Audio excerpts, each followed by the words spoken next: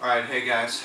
Wanted to make a kind of a video response to Craig Douglas's position with Shivworks. He had come up with a leg lasso with a knife, dealing with a knife issue, and I wanted to go ahead and touch on some of that. I wanted to start off saying that in Brazilian Jiu-Jitsu, this is the type of feedback that we do. A guy will come up with a position and then somebody else will kind of critique it, and the whole purpose is to refine the position, to come up with something that actually works. Craig had mentioned kind of in his comments that he had a couple of black belts that he trains under, or that train with him, or something like that. Just to give you guys a little bit of perspective, I usually don't go into this. I'm a second-degree black belt under Fabio Neves, under the Carlson Gracie team. So, you know, I'm coming from the same perspective that Craig is, and that his other black belts was. I think Craig is a brown belt under somebody, I don't know who. But basically, just to kind of give you a little bit of context and stuff, even a brown belt is well able to kind of create and come up with positions and critique and stuff like that. So Craig is well versed at Brazilian Jiu-Jitsu and is well suited to be able to come up with these things. So these were a couple of thoughts that I had on this position. So basically the situation that he came up with was that grabbing, I want to have 2 points of contact on the arm, and then from here he wants to move into a leg lasso, but instead of like I would traditionally do a leg lasso where I boot my foot against the tricep in order to draw this guy in nearer, what he actually did was he leg lassoed and pushed his foot into the guy's armpit in order to kind of straighten out that arm, which that does kind of help. The other thing that he did was he took his support foot here, I'm just going to call it that, and puts it up into the guy's neck to where he can control the guy, and then he brings the guy over and basically is able to get a sweep. He sits up into a bicep and so on and so forth. So here's a couple issues. My first initial reaction upon seeing this video was a technique that I typically teach guys, is that if a guy with a knife grabs from opposite side, he has that ability to turn in and to cut everything on the inside of the arm. Now that becomes a problem because my grip is controlled by all of these tendons in here, not to mention the fact that I have hydraulic issues here as far as blood being let out from the arteries. So one thing that I always teach guys with a knife is you may not have a choice about getting cut, but I do have a choice where I get cut. The inner part of the arms and the inner part of the legs are places that I absolutely do not want to get cut when I'm dealing with a knife.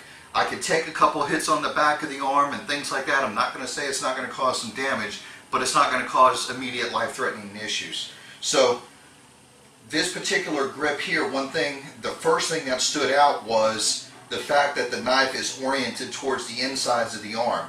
The next thing that I noticed was that it's oriented on the insides of the leg. Now this becomes a risk versus reward situation in my mind. I'm trying to think about, is this going to be something that is worth me putting myself in, worth putting these vital areas into position just for what? Just to get a sweep. You know, those are the first things that come to mind. So as I'm in here and I boot into this position and I get this up in here, one of the first things that we kind of tested out and that we noticed is that regardless of the grip, whether or not you grip this hand in this hand or whether or not you grab this hand in this hand, I seem to have not very good, or I'm sorry, he seemed to have lost the ability to orient that knife to the inside of my arm.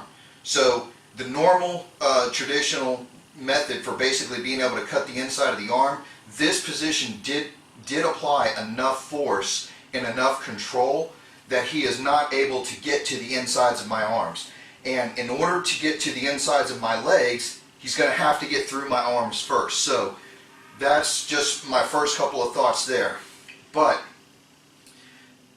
that being said, the next thing that comes to mind is is that anytime you're in this type of situation, especially in a dynamic, type of street fight environment, anytime I'm in this type of situation and I do this kind of number here and I'm putting my foot up in this dude's face, as soon as I do this, I have no control over that opposite arm. So the first thing that RJ did here, without even seeing the position, as soon as I demonstrated this, the first thing that he did was he just shucked off that leg. Now, from a jiu-jitsu perspective, we look at this and we're like, okay, great, he's turning towards my backside. Go ahead. He's turning towards my backside and he's opening himself up into the bicep submission here, where I can grab and then I can submit. The problem with this is that I can't apply the bicep without letting go of one of my limbs, or without letting go of one of my hands, which is controlling the knife, which as soon as I'm in here, he now starts to be able to gain that ability to turn that knife in. The other thing is that he also has the ability now to change hands with that knife. So that becomes a real issue for me, because now I have to abandon what I once had here to try and track the knife and be able to stay on top of it. So that, Craig, if you're watching, that becomes a little bit of an issue to me, is that leg and that lack of control. So if we're in here, good. He leg lassos, he boots in here hard. Once this comes up and I come through here, I now have that ability to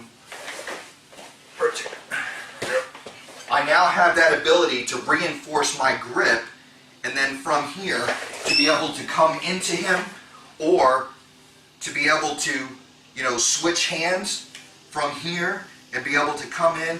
It becomes a control issue. I no longer have control over the knife. Now, from that position, can he apply a bicep submission? Yes, he can. Alright? So here, can he apply a bicep submission? Yes, he can. Can he apply a bicep sweep? Yes, potentially he can. But keep in mind that submissions are not necessarily life-threatening or damaging or physically damaging. We have two types of submissions. We have submissions that are basically kind of a form of pain compliance, and then we have submissions that actually cause physical damage. All right, the bicep is capable of tearing through the bicep, but it has to be perfect, and it has to, typically anytime I've seen it done where it has caused damage, I have to have both hands behind that tricep and be able to close in as I basically hip into it, much like an arm bar. To be able to do that with only one arm is going to be an issue. And if I let go with both of my hands in order to be able to control the knife, now I've lost control of the knife. He is now right there close to my arteries. I just don't think that's going to be an ideal type situation. So, number of issues. From a jiu-jitsu perspective, I understand trying to take kind of a sport position like leg lasso and turn it into something that's effective. I understand that Craig uses this for, uses that leg lasso for firearms, but understand also that the difference between the firearm and a knife is that I can go ahead and I can grab the end of that firearm and control where it goes. I can also change the orientation of the wrist by grabbing as far out. If we look at the limb like this, I can grab as far out as I can with a firearm, but with a knife, that starts to become a little bit of an issue. The furthest that I can grab on a knife is down near the wrist, and the best hope that I have is that I can control that wrist enough to keep that knife from turning to the inside, or worst case, he opens up and he switches hands with that knife, and now that knife becomes mobile. Any of you guys who have ever done any kind of knife training with me, you know how commonplace that is, and you know how difficult it is when that knife changes hands to reorient yourself and to retract that weapon and get control of that weapon again. So it's unbelievably difficult. So those are my thoughts there. My solution would be, basically, I'm not necessarily convinced that this is the ideal type situation to move into a leg lasso. So from here, what I would be looking to do, me personally, and this is just coming from my jiu-jitsu background, is I would be looking to reorient my hand here, and I'm looking to go ahead and just pull this off and to get my shoulder down into here. Now from here, what I can do is I can control whether or not he lets go of that knife or not. So even if he reaches towards his other hand and tries to hand that knife off, he can't. All right? So from here, my feet are in his hips. As I'm here, instead of in this position, I would be looking to get into this position using this knee to keep that arm as far away as possible so that he's not going to hand that weapon off. So from here, all I'm going to do is bring this up, switch my hands, I'm driving my knees, driving his head down into the ground. From here, I now control this. If I want, I can take my hand over the top and actually make sure that he cannot change hands with that weapon. Now from here, I can either move into, just hip into an armbar this way, or I can continue moving over and take the armbar this way. But also what I've done is I've moved this knife as far away from that opposite hand as I can to where I don't run the risk of him changing hands on me. If he continues to roll, foot goes behind the head. Now I take the arm here. Again, I'm still in the same position here. It's just a matter of controlling this wrist. I'm just going to fold on the back side of the knife, take that knife off, and I can break the arm, or I can take control of the knife.